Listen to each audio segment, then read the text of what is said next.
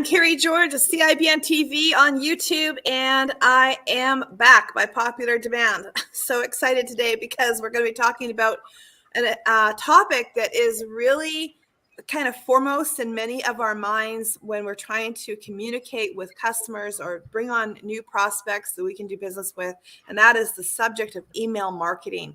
And today I have brought with me a very good friend. Richard Buchert is a sponsor of CIBN Connect, has been for years. He is an expert in this subject. He's also an expert with using Infusionsoft Keep. And he's actually my go-to person when I'm trying to figure things out. And I've been a bit of an expert in this area for years in my own accounts, running my own things. But I have always leaned on his expertise when it comes to, figuring things out and reading the data and trying to figure out how do you get your email into the inbox and what in the world is going on. And we have so many questions like that to answer. So I'm glad that he's here with me today. Richard Buchert, would you introduce yourself to everyone and tell them he's the owner of Railgun Marketing? And I just go on and gush about him for like days because he knows how to get stuff done. And I really appreciate that. Richard, go ahead and tell them who you are and what you do. I'm Richard Buchert. It's just a pleasure to be here. And there's really nothing to add to that. I think you've totally covered it. And if I ever need to stand up in front of a live audience, I will definitely get you to do my intro. But I have been doing this a long time. Email is something that is near and dear to me. And there's a lot of reasons for it. And in the next couple years in particular, it's going to become more important than ever that you are using email in your marketing mix. And it's also going to be getting a lot more difficult. And there are reasons for that. And, Kerry has experienced some of them already that we've been working through. And I'm looking forward to it because there's a lot to talk about here and to unpack. And it's a lot more complicated than most people think of just, hit send and out it goes. Used to be that way, but definitely not anymore. You're not kidding. I mean, for years, I've been writing, I thought was great email content. It used to get good open rates. And it seems like all of the rules are just changing and changing and changing. But I think my first question is, there might be somebody watching us who maybe has been sold a false bill of goods and they've been told email marketing is dead. What would you say to that? Wrong. It is absolutely not dead. And like I said, email is if you're running a small business, email over the next 2-3 years is absolutely critical. And it's because the transition has been, and if you go all the way back to when the internet started, up until around 2005 or so, everything was pretty much you'd go on a website, they had information, you'd read it, you'd leave.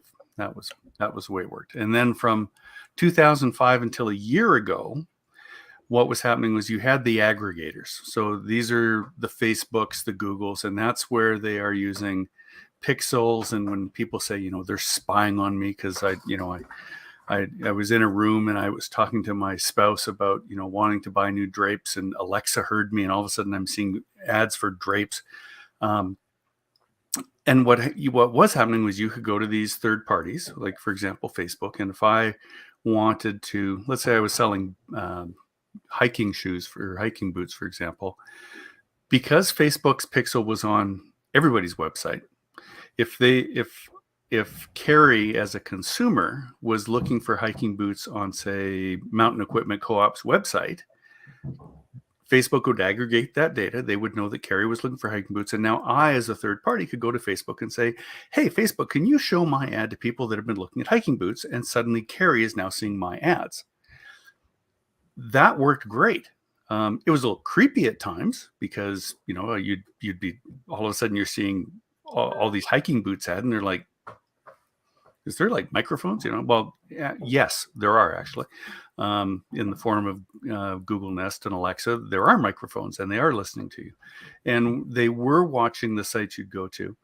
And up until, like I said, last April, you could market that way. It was great. There's two problems with it. One of which is you don't own the data. So if for whatever reason you're using Facebook ads and you do something egregious, like put a word on Facebook that is somehow offensive to somebody and you get your account banned, your source of leads disappeared. They're gone. So that was a problem.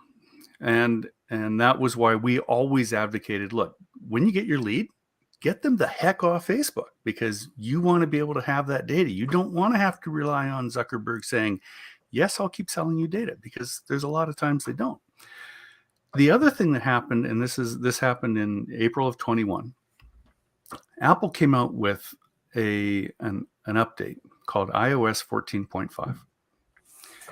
And what iOS 14.5 did was it would give the owner of the Apple device, whether it be the phone or an iPad or even a Mac, and you'd see these little warnings go up and it said, do you want this app to share your data with third-party applications? Yes or no?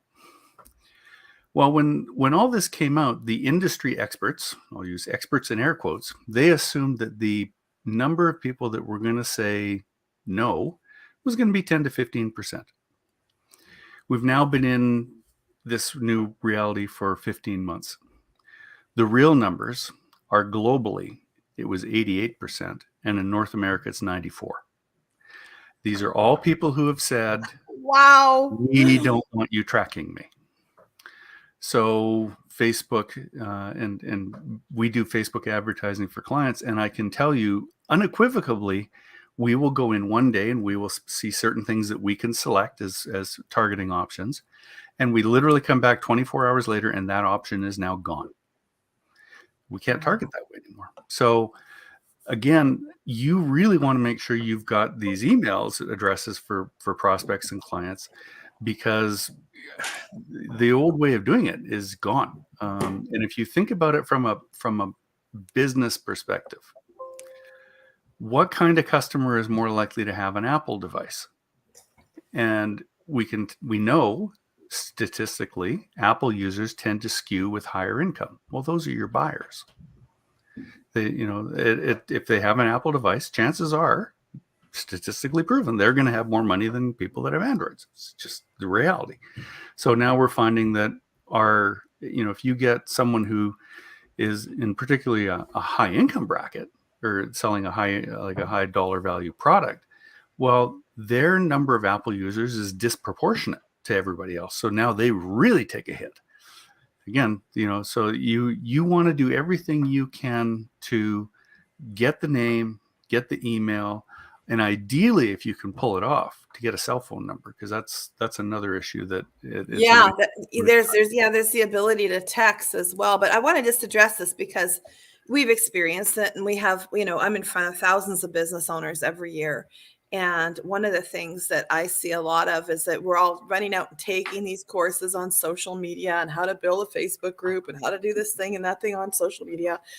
And so many times I ask a business owner, what is your email list? Like, how many people do you have on your email list? And I get all kinds of crazy answers that are like, I'm shocked and appalled.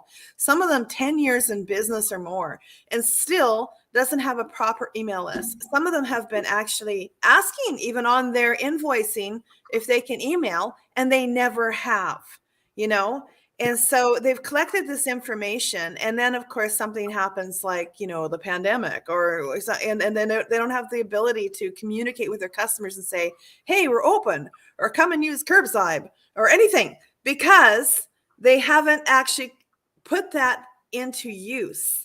And then there's this other thing, they're afraid to actually send messaging, because they're like, well, I don't want to spam anyone, not understanding what spam is, and let's talk about that for a minute. Like, what is spam in the email realm? Because I think a lot of us have been sold a false bill of goods here. We think that spam is something that it isn't. When somebody actually asks to get onto your email list, or they say, yes, I want to be emailed, is that spam?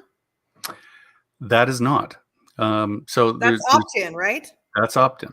There are actually two definitions of spam. Both are true.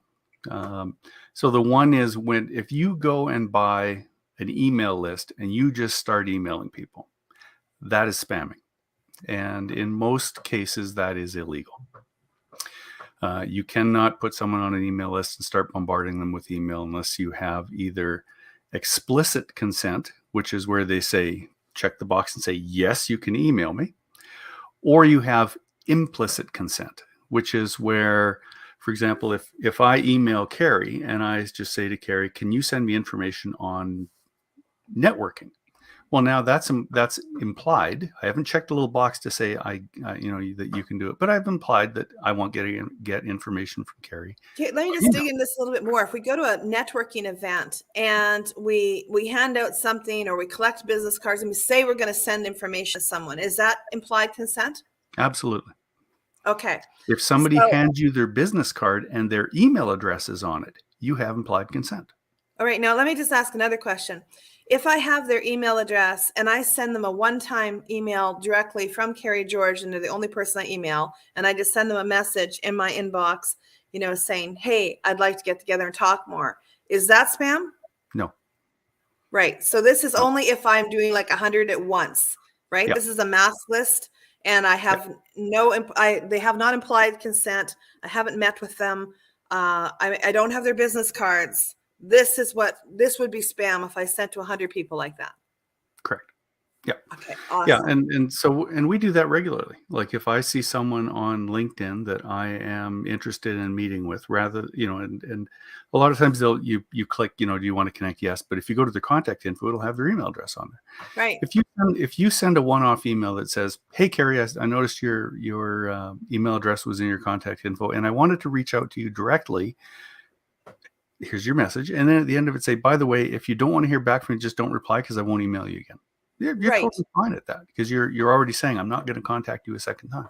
Right. So this is just like that. Now, you said there was another thing that is truly spam. What is the second thing that's truly spam? I want to dig into this, because a lot of people think that, I'm just going to give you a classic example. I have people who opt into our email list. They're on the email list for years. They're opening things. And one day I go and look, and there's a report, and somebody who's been on the list for years suddenly called me a spammer, and it's like, they opted in. What the heck? So I want to know, what is really spam? Okay. What's the second thing that's really spam? There's the legal definition, which we just covered.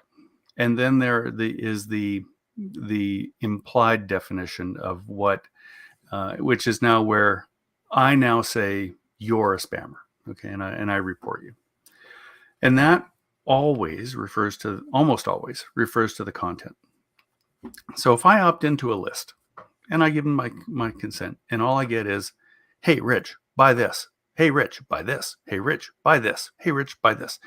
I'm not getting anything out of this. To me, that's they're just spamming me. So.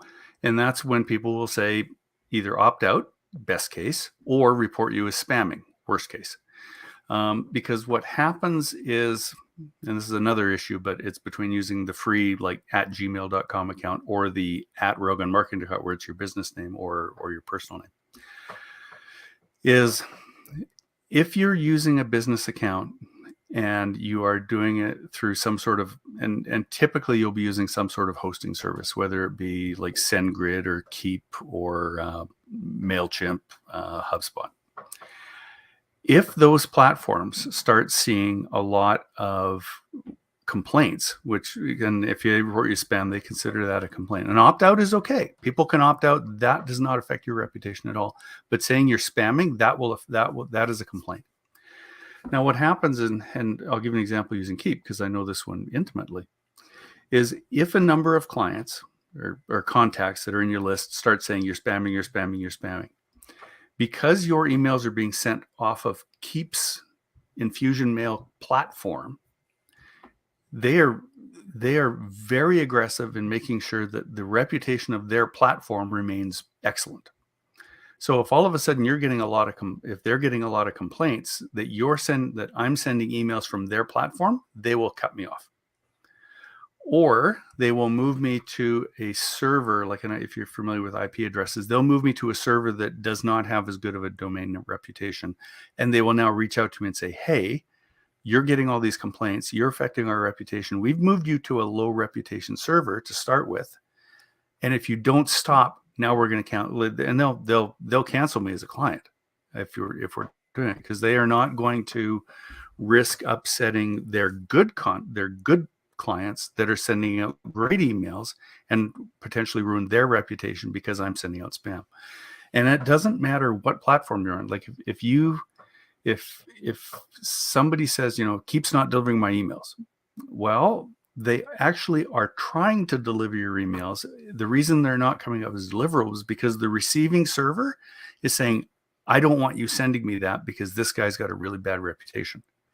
Now, it's not Keep saying it. It's, so if Keep sends to my server, which is, we use Google Workspace, so it's a Gmail server, the Gmail server will tell Keep, I don't want you sending me his emails because they're spam. Right. Well, that's not Keep's problem. That's my problem. But everybody likes to blame the sending. I got a question here because you and I, we've got into it before because I have been sending emails. I got a big email list, and I've been sending emails for years. And I do believe in sending these nurturing campaigns that give people value, and you put in these. I add videos to it, and I'm giving people tips and advice and stuff like this for free. Oftentimes when they come in on one of our lists, and it has been a pretty sound strategy. But I'll just actually explain what happened here to everybody. Last spring, I run a campaign around a summit, and all of a sudden, the people who opted in and say, yes, I want to come to the summit, their messages were not getting through. Even though they had opted in, and some of them were even paying members of my organization, they could no longer receive from us. And when we started digging into it, we found out that some of the reasons, it wasn't just around the whole thing calling you a spammer, because these people opted in for this series and said, yes, we want it. And some of them were even double opt-ins because we had two different things we're feeding in there, and they're still not getting it. So we do some examination, and we found out that Outlook, for one, so there's Outlook and Google and Yahoo and all these different free sites that people are using to receive their email, and we all think that that's free. And here we are, that all of a sudden, everyone who had Outlook, 80% of my Outlook users were getting zero, nothing. Wasn't coming through. And I'm using like one of the most expensive, elaborate systems that there is in the world, and my emails are being blocked. And I'm like, what the heck? So then we got digging into, well, why would this be? Like, what is happening here? And we found out that the Outlook and Yahoo and Gmail, that they want to advertise to my clients, and they're part of the problem. Can you explain to us like why they would do that? Yeah. So you have to look at the bigger picture first, and it starts to make sense. So right now, so if you go to a website called Talos Intelligence, and they monitor, they're owned by Cisco. They monitor all the email traffic worldwide. On a given day, there's about 80 billion emails sent, and approximately 70 billion of them are spam. So 7 out of 8 emails that are out on the system are sent out by spammers. So what happens is, so I get up in the morning, I look at my Gmail account, my personal one, and I might have one or two. I probably got 100 emails that have come in overnight, and only 1 or 2 of them are actual spam. So they got through the filters. But if you think about this, as far as the global numbers, if there were no spam filters, and 80 billion, 10 billion are good. I shouldn't have had 100 emails in my folder. I should have had 800. But Gmail for me is now taking all of this crap out for me. Few will still sneak in, but the vast majority of it doesn't come in. And the problem is that as marketers, we have to make sure that we're not getting caught in any of those filters. And if you go, the last list I saw was almost 400 trigger words that spam filters are going to start scrutinizing your email. And they're words you may not, there's the obvious ones. There's gun, there's Viagra, there's Rolex, there's free credit report. These are all spam phrases. There's a bunch that you probably don't think of. Click. So if you in your email put click here, that's going to put you into a spam filter. They're going to look at it. If you use the word get, And that's a pretty common word in English, but get is one of those words that a spam filter is now going to take a really hard look at your email. So I have to figure out whether, if you're on Google, whether you're going to get in the inbox or whether you're going to go into updates, promotions, or spam, right? So if it goes into the spam folder, what that means is that your email server looked at it and they're not completely sure if it's spam or not. So they're going to let you decide whether it is or not. But when you get someone who says, but we don't go looking in there.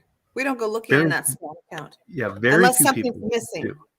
Yeah, and this is the one that throws people off. Is, for example, I'll let's say I create an invoice in my system and it emails the invoice to Kerry, and then 60 days later I'm going, hey, this hasn't been paid. So I phone Kerry. I said, like, hey, is there a problem? Like, I noticed you haven't paid this invoice. What's going on? And Kerry goes into her email and goes, I don't have an email from you. Now what happens? I'm thinking, well, I know my system sent it because I can see it got sent. And Kerry is saying she didn't get it, so she must be lying. And I'm like, no, she isn't lying at all. Her spam filter kicked it out. And here's the thing that most people do not know. Your email provider that you're using for email is under no obligation to show you every email that they get. They will delete your emails that are coming for you from other people. And they are not accountable to you for getting rid of them because they're trying. I get it. They're trying to get rid of the spam, but you're also going to be getting emails sent to you that you really want that you're going to have no idea that anyone sent you. This is, to me, it's so sinister. I mean, here we are as a business owner, just trying to get the message across. In this case, we're talking about an invoice. By the way, I just brought up, just Googled this while you were talking. From HubSpot had made a thing here. It says the ultimate list of 394 email spam trigger words to avoid in 2021, which is a year ago. So now I go and look at what's on this list. And, there are words like buy direct, clearance, order status. What the hell? Okay, I gotta just say, what? So these are common words that we use in business. And what you're telling me is if I have those words even on my invoice and I'm sending them to somebody because they clearly made an order, hello, right? That unbeknownst to both of us, there is a party out there that is making it so that doesn't even land in their inbox.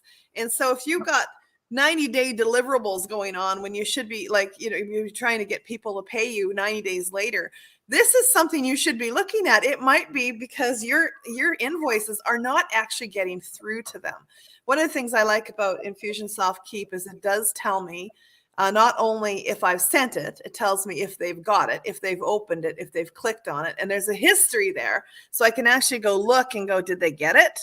And sometimes I go look and I see the awful, horrible, scary red dots, which imply that it has bounced. It hasn't even got through. They're not seeing it at all. Didn't get through to them. So, man. Now I want to talk more about all of that and come back to that. But I want to come back to something that happened a few years ago that kind of got this ball rolling, because today Outlook and Google and Gmail and Yahoo and all these ones, they may be blocking on my end from receiving. So someone's, trying to send me something, and because I use G Suite and they flagged this person, they may be blocking. Another motivation that they have, by the way, is they're trying to sell me stuff. And there's certain people that have paid for their things to get through, and they have only so much room for that to get through. So then they block legitimate emails. Sinister as crap. I'm telling you, this is nasty stuff. It makes me angry because as a sender, I'm like, how do you get this to go through when you've got all these rules stacked up against you? But I got another one that kind of got the whole ball rolling a few years ago. In Canada, it's called the Canadian Anti-Spam Legislation, CASL. Okay. In other countries, it has other names, but there's one for Europe and there's one for the US, and different states have, more added to this. And what it is it's government legislation, basically making it difficult for email marketers to do their work. Now, their intention of what they told the people was that, hey, we want to protect you from spammers. in reality, most spam actually doesn't come from Canada. It's very rare for it to come from Canada. In fact, usually if it comes from a Canadian company to another Canadian company, like this is just someone like me trying to get their message through, right? And even in the US, even though it's much larger than Canada, they have fewer spammers than in other countries. There's countries that are known for spam. And the interesting thing is that when the Canadian anti-spam legislation came into play, and as well as these ones from other places like Europe and the US, it is designed to punish the spammer. So there could be like $1 million fine. Like these are big fines. And they use it for robocalling. They'll prosecute for robocalling. I'll say persecute because it's more like persecute than prosecute. They'll prosecute for unwanted email. And when you're reporting somebody, this is the kind of thing that this is the legislation that's behind all of this. And if there is repercussion from government level, this is what could happen. A company, even an individual, can be hit by that, being forced to pay like a huge fine because they've been spamming. But the reality is that companies in Canada and the US are very, very, like most of them are compliant. They actually want to just talk to their customers, or they want to talk to people that they have legitimately met or seen. And yet we're the ones getting hit by this. And I've felt that this was like a plot against us. If you want a conspiracy theory, I got all kinds of them on that one. Because I just find it so sinister that, here we are on our street in our city, and it's against the law for me to send a message to the guy next door. And I'm like, what the heck? But if I'm from Bangladesh or the Philippines or wherever, and I send spam, there's nothing that can be done to them. Nothing at all. But to me, they can take away my livelihood. They can pretty much take away my birthday. It's nasty. And what has happened when all this came into play, this is, oh gosh, I think it's about 2006 or so when this started. But what it has done is it's opened up this Pandora's box, this great big thing that has led to what we're dealing with now, with all of the additional stuff stacked on by Outlook and Gmail and Yahoo. And as just basic business owners, now we're playing on a very unlevel playing field, trying to just get a message through. And I know when this came out in 2006, 2008, at that time, I was like screaming from the rooftops going, this is bad. This is really, really bad. How come people aren't paying attention? And the average Canadian, the average American goes and hears this and they go, oh, my government's looking after me. They're protecting me from the evil spammers of the world. Your government hates you, okay? They just want your money. Don't fall for that crap. Okay? It's not true. The only people that are being hindered here are small local businesses in your community. They're getting their wrists slapped. They're getting taken out of business. This legislation is awful. And I have to tell you, it has created this sense of this sense in the community where the average person who receives an email now is ready to call it spam, just like that. And like I said earlier, someone on the list who'd been there for years suddenly is calling us a spammer, because, we sent one too many emails. The reality is, if you signed up for it, you're a jerk if you call that company a spammer. I'm just going to say it straight. You're a jerk. You're hurting them. You're hurting their reputation. Just opt out. Be a man. Step up. Just say, I don't want it. Click out. I would never, ever call somebody a spammer unless they totally unsolicited sent something to me and kept going when I told them to stop, because I know what the implications are for that business. But the average person has now got this sense of entitlement that I didn't ask for that email. I'm just going to call them spammer.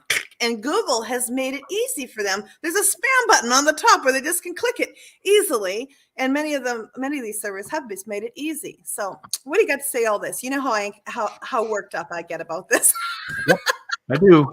Firsthand. Because I'm calling him screaming at him, my emails are not getting through. What's going on? Yeah, that has happened from time to time. So there's if you think of it from a how do you deal with this? So there's a number. First off, if you're running a business, don't use a free email account.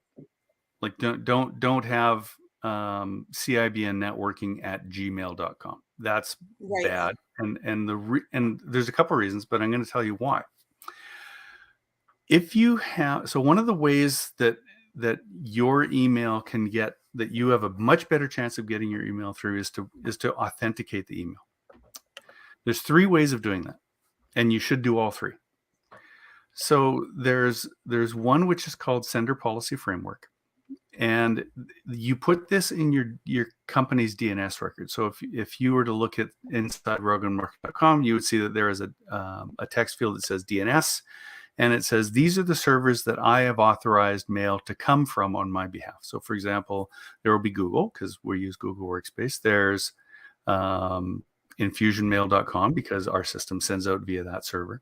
So that's the first thing that happens. So when my email gets to Kerry's server, it's not in her inbox yet. This just gets to her mail server. Her server is now going to look at my company's DNS records and say, I got this email from Infusion Mail.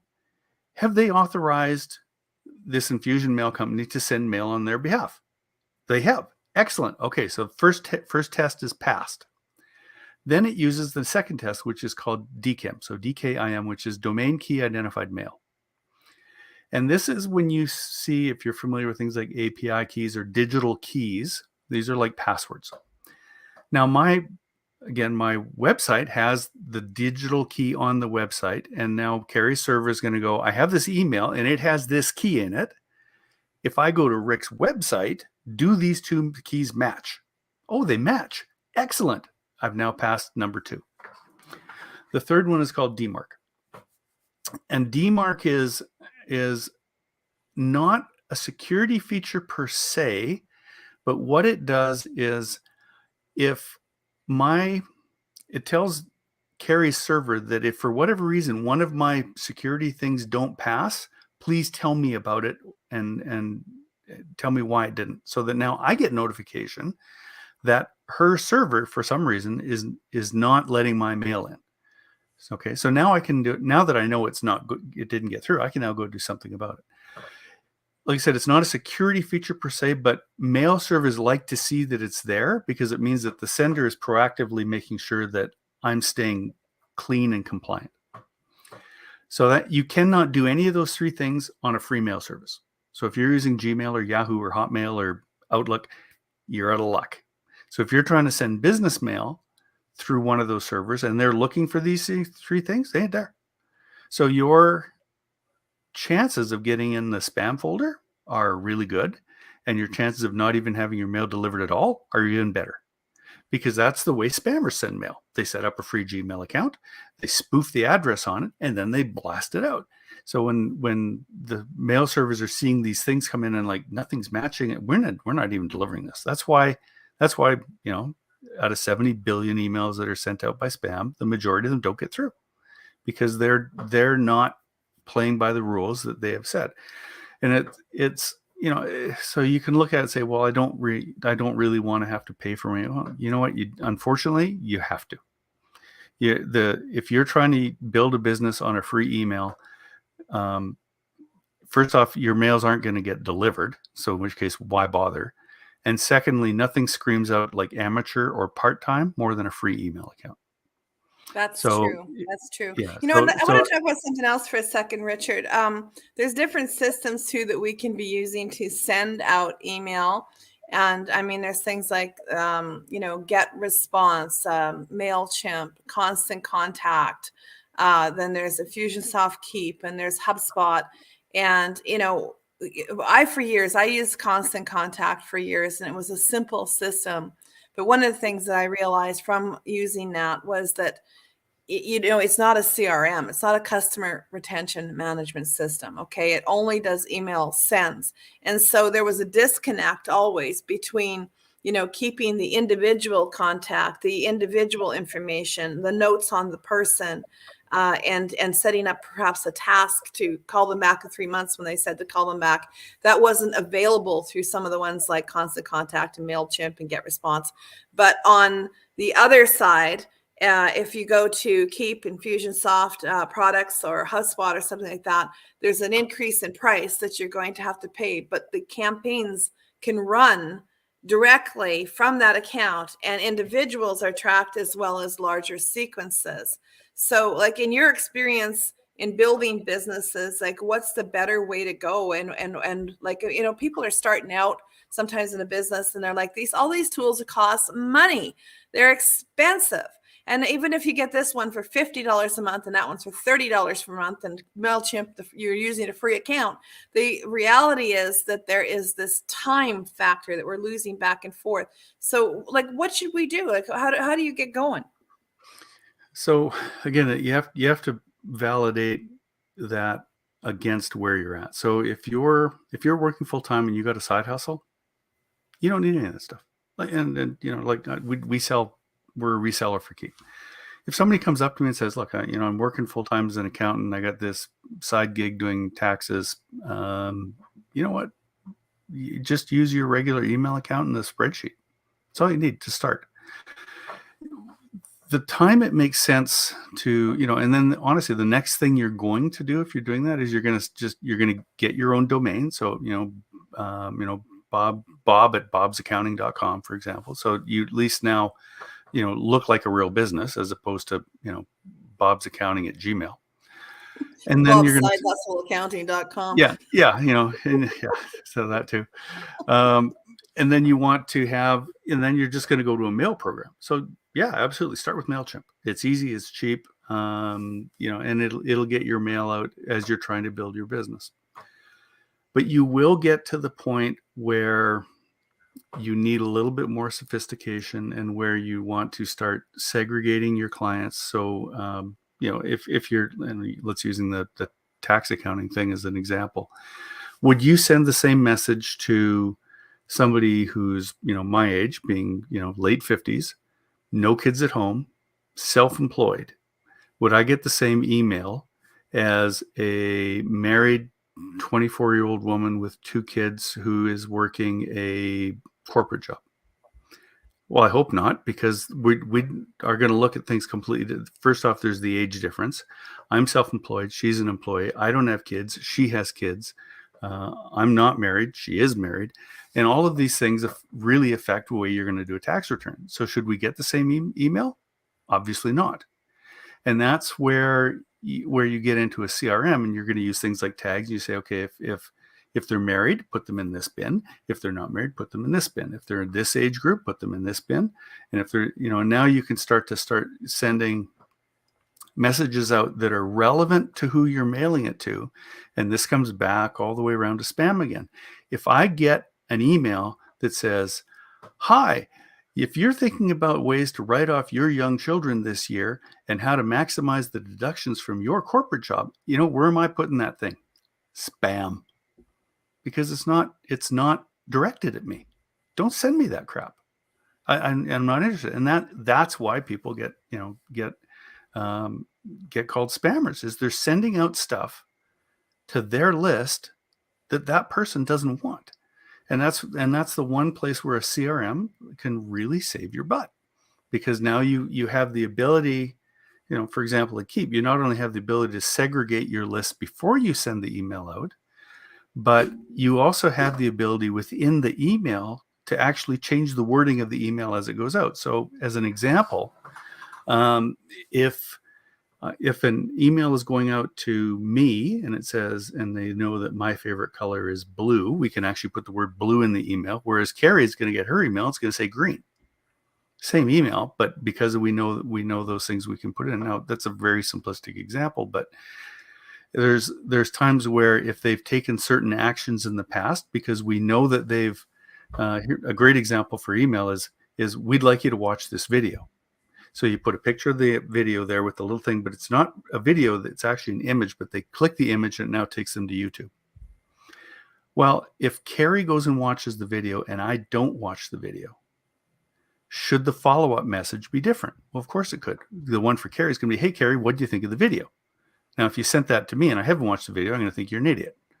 But if you send it to me and say, hey, I'm not sure if you got to watch the video or not. You're now phrasing it. You don't want to creep them out and say, we know you didn't watch the video. That's not what you want to do. I've been watching your account. We are watching you. You didn't watch the video. Yeah.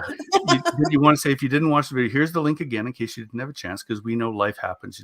The cat went across the floor and knocked over the plant. You had to clean it up, and that kind of thing. And when you have a chance, here it is again, please give it a watch, right? So now that's being more tailored to me. And that's how you move people through the sales process. And now here's the best part. I'm not having to pay Facebook or Google or anything else to keep showing them my message, because I have their email address and I can talk to them. So the biggest thing about deliverability is talk to your recipient the same way you would have a conversation. When you do that, chances of getting called a spammer are very, very low, because you're having a conversation with them, as opposed to if I just send it out, hey, Kerry, did you watch the video? I got this special sale on, buy now. Hey, Kerry, watch this video again. I got this special sale on, and if she's seen the video already, don't send a link to the same video. Send it to a different video.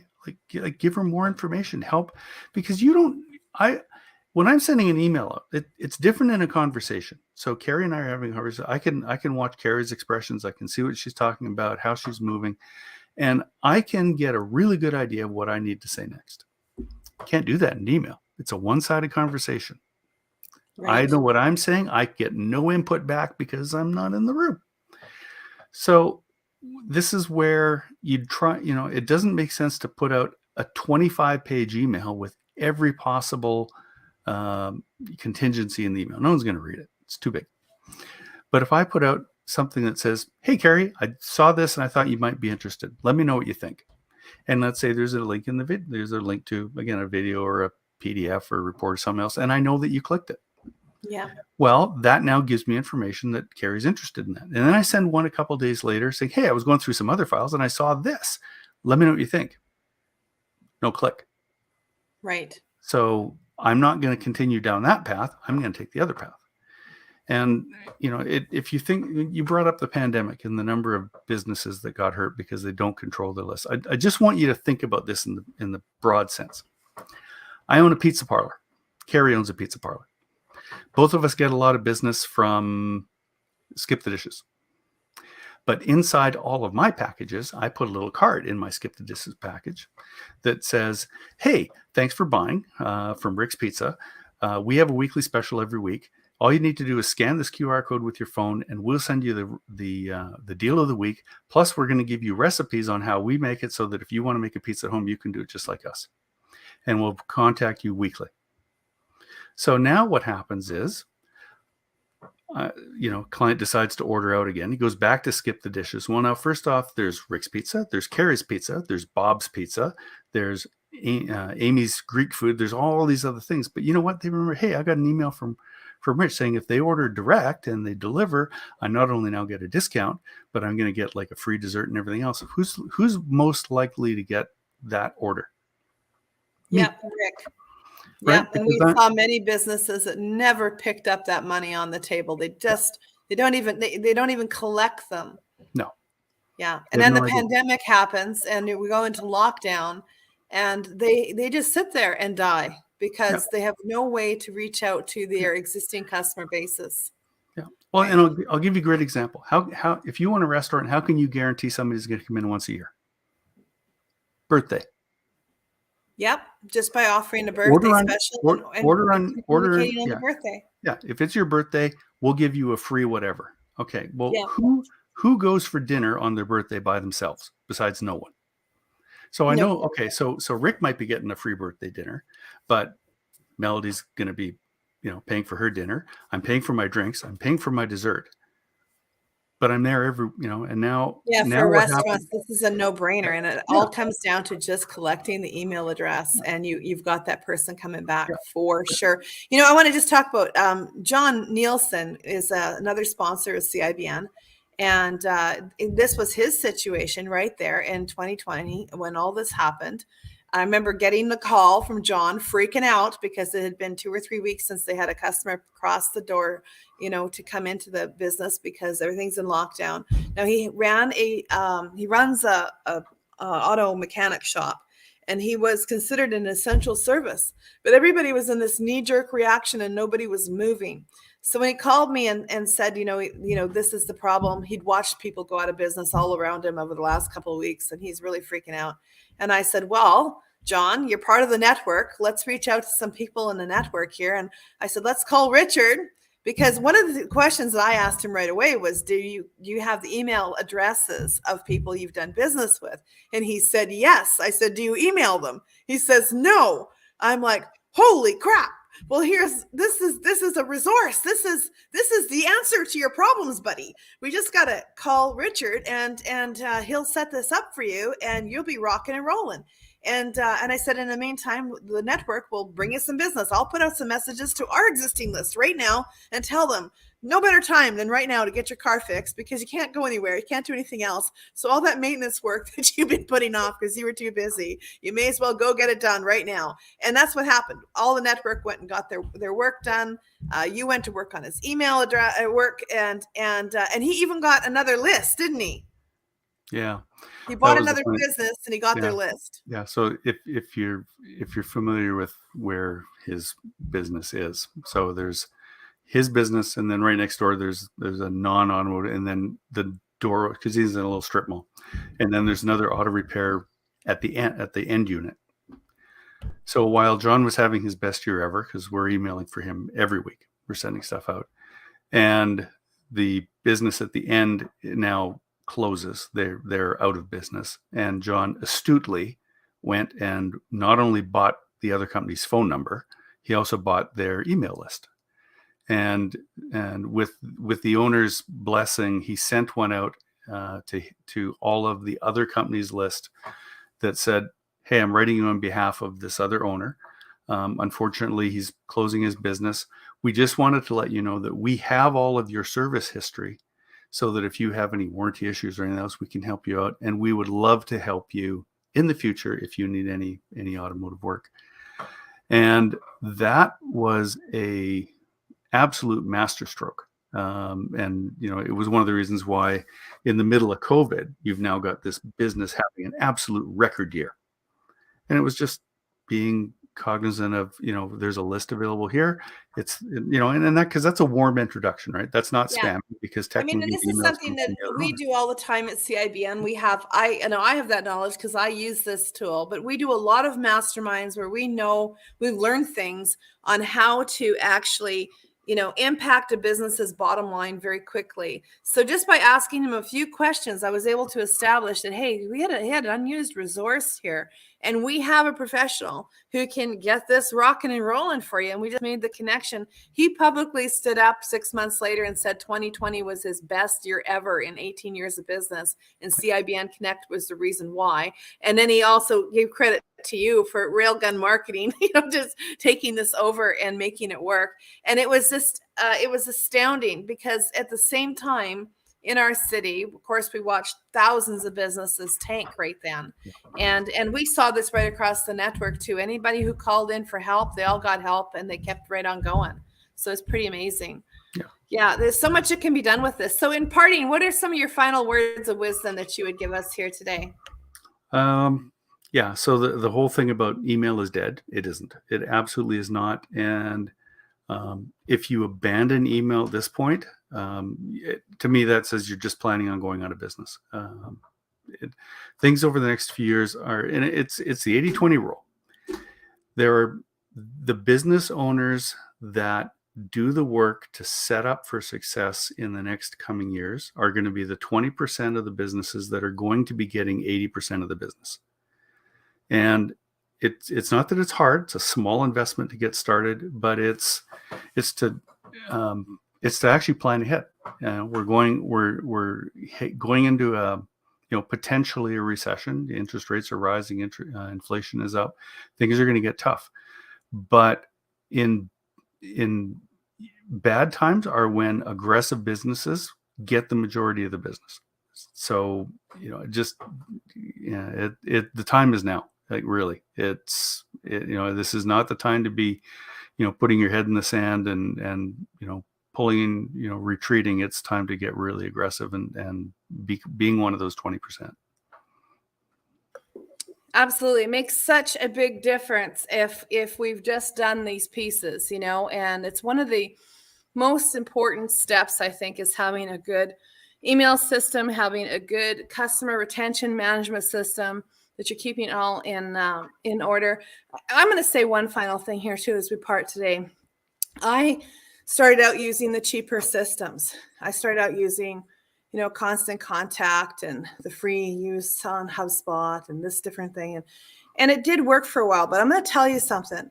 It cost me time and money when I had to make a switch to a better system so that we could actually see more data. So as the company grew, there came to a point where we had to make a decision, and there was 3 months of downtime. It's probably $20,000, $30,000 in lost revenue as we made that switch. And then there was a whole new learning curve on top of that took out more time. So I actually tell business owners now, when I do an assessment of their business, I run over these things. I look at where they're at and where they want to go. And I often refer them directly to Richard, even in the earlier stages, because you can get started with a system like Infusionsoft Keep for between $50 to $200, depending a month, depending what's going on in the business or what special is being offered right then. And I have found that if they're getting moving and they're trying to get something happening, it's often a good idea to just do it right the first time, because especially membership subscription-based business, oh my God, I don't know what you're thinking if you're trying to cheap out, because the amount of pain you're going to give yourself as you try to do the switch later, it's not going to be pretty. So it's actually much better to go with a system that you pay a few dollars for, but if things are done right the first time. And then when you are actually making a system like an automated campaign, for example, that talks to the prospects as they're coming in through one of your lead generators, it's like a brick in the side of the castle wall. You just put that brick into place and then you keep building the wall, Yep. And you build your empire. But if you're switching from one system to another, I watch business owners do stupid stuff like hire a new website designer every year because the last one didn't work. Okay, that's a money flushing toilet. I've seen them do stuff like change their CRM 3 times, buy this tool, put all their information into it, and then switch to a different tool. Okay, that's a recipe for failing disaster. Stop that crap right now. Yep. Pick a horse and ride it. Okay, because if you pick your horse and ride it, you're going to make it. Okay, and all the problems that you have will be within that one thing, and you just figure it out and you get smarter as you do it. But when you switch from one thing to another, you're just continuously having downtime and learning curves. And this onboarding thing that for over and over again, that's a loss of dollars per hour. It's a loss of revenue. You can't even begin to multiply your time because you're stuck on that hamster wheel trying to get this thing going. So I would say hire an expert. Ask Richard at railgunmarketing.com what to do. Talk. If you're not sure, ask me for an assessment. I often assess businesses like this, sometimes even for free. Just reach out and talk to us, and let's get down to the answers. And check us out on CIBN TV on YouTube. We got lots of more great stuff there. Check the playlist. There's all kinds of great things there. And, we've got a lot of answers that you need, not just from CIBN, but of course from the members like Richard Buchart, who really knows what they're talking about when it comes to email marketing campaigns and how these things work. So we've had some experience with this. It's not our first rodeo, eh, Richard? No, not at all. We know how to get it through, and we know how to create these kinds of things for you. So just reach out and talk to Richard about this, or reach out to us and we'll refer you. All right. Happy capitalism. Happy capitalism. Thanks very much, Kerry. Appreciate it. All right. We'll talk again soon. You bet.